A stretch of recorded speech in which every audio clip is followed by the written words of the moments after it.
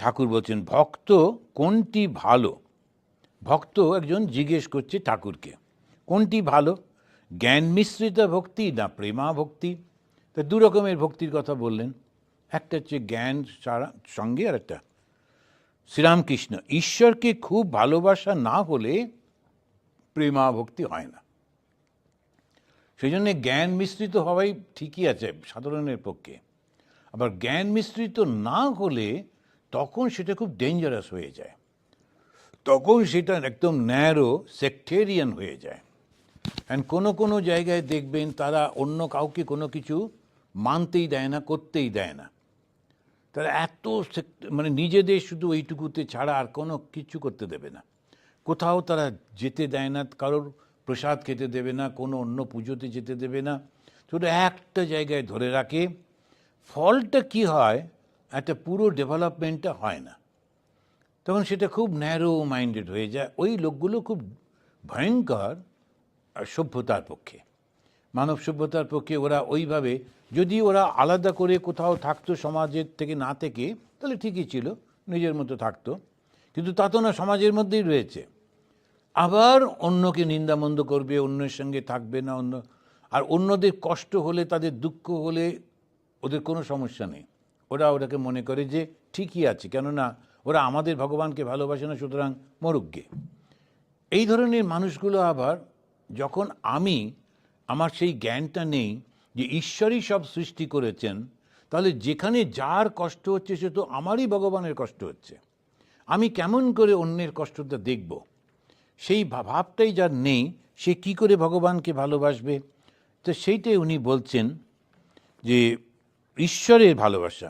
একজন বলছে ভাই আমরা সব মারা গেলুম। তিন বন্ধু তারা ওই জঙ্গলে বেড়াচ্ছিল, তো একটা বাঘ এসে গেছে, এবং সেই বাঘটাকে দেখে একজন বলছে, দেখুন কিরম সুন্দর করে, একজন বলছে ভাই আমরা সব মারা গেলুম। একজন বলল কেন মারা যাব, এসো ঈশ্বরকে ডাকি। আর একজন বলল না না, আবার ঈশ্বরকে ডাকাটা কি আছে, একটু গাছে উঠে পড়ি, বাঘটা গাছে উঠতে পারবে না, খানিকক্ষণ পর চলে যাবে, তখন নেমে আসবো। তিনজনের কথা বলে বলছেন যে বলল আমরা মারা গেলুম, বাঘটা এসে গেছে, তার ঈশ্বর রক্ষাকর্তা আছেন এরকম তার ভাব নেই, ঈশ্বরের বিশ্বাস নেই।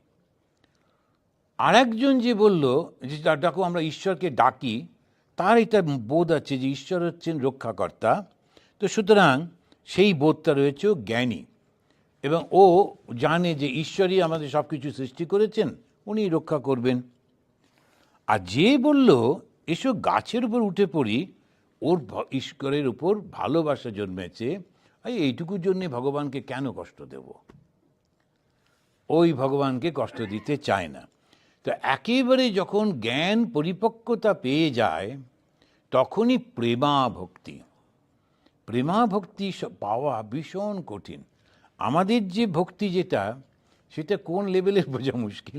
যদি আমি যেটা চাইছি সেইটা যদি পূরণ হয়, তাহলে আমি তোমাকে এটা ওটা দিতে পারি, কিন্তু যদি তা না হয় সব বন্ধ হয়ে যাবে। এখন সেটা কোনো ভক্তির পর্যায়ে পড়ে না, ওটা ব্যবসা।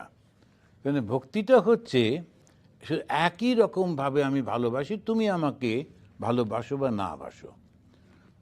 ওই ছোট্ট অল্প বয়সে যখন ওই 16, 17, 18 বছরে যখন নরেন্দ্রনাথ ঠাকুরের কাছে আসছেন, ওই রকম বয়সটা, তখন তো একদম ইমোশন থাকে। ঠাকুর ওকে এত ভালোবাসছেন, সব কিছুতে নরেন করছেন, কিন্তু হঠাৎ করে কথা বলা বন্ধ করে দিলেন, দিয়ে তিনি ওই নরেনকে তার দিকে তাকানো না, শুধু তাই না, যখনই ও নরেন আসে অন্যদিকে তাকিয়ে বেশ বুঝিয়ে দেন যে আমি পছন্দ করছি না। 1 মাস এইরকম চলল। কিন্তু ও যখন এসে শুয়ে থাকে, মাঝে মাঝে মেঝেতে বসে বসে গল্প শুনে এসব করিডরে। তারপরে শেষে যখন একদিন ঠাকুর ওকে বলেন, হ্যাঁ রে, তোকে তো আমি কথাও বলি না তোর সঙ্গে, তোকে ডাকিও না, তাহলে তুই আসিস কেন? তখন ও আড়ামোড়া ভেঙে বলছে, মশাই আপনাকে আমি ভালোবাসি তাই আসি। এই ভালোবাসাটা হচ্ছে তুমি আমাকে পছন্দ করো কি করো না, তাতে কিছু এসে যায় না। এটা অত্যন্ত শুদ্ধ মন না হলে হয় না, কেননা আমি বোধ রয়েছে, তো তখন আমাকে অ্যাটেনশন দিতে হবে, আমার দিকেও কিছু করতে হবে, এরকম যখন এই ভাবগুলো থাকে তখন সেটাতে সুবিধা হবে না, মানে এইটা পারা যাবে না। তা প্রেমা ভক্তিতে হচ্ছে সেইটি।